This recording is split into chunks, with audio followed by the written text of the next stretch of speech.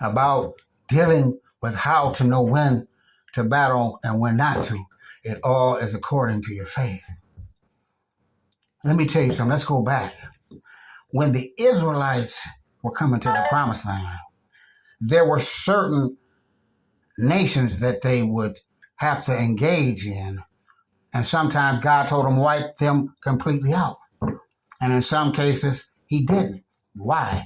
Because if you mixed yourself and mingled yourself with certain situations, you would fall. You would succumb to what? Their religions, their idols, Satan. You understand? What am I getting at? If God told people, if he told the people he was ready to destroy something, that's what he expected. You understand? I don't move against nobody unless God tells me to do it. I already know what they're doing. I already know that. But I'm guided by God. You understand? I keep turning the other cheek, because that's what man's supposed to do. Leave it to God.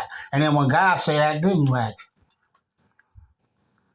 And you act accordingly.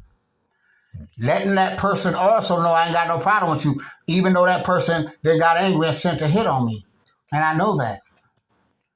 That was the dumbest thing they could have done. You can't win. You understand?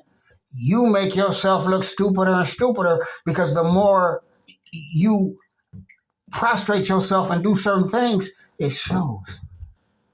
You understand? So when I'm calling somebody out to do something, if you that strong and you that believe in what you doing that much, then why won't you have enough faith to stand to that person? Because you know in your heart that you ain't right and something ain't right with you.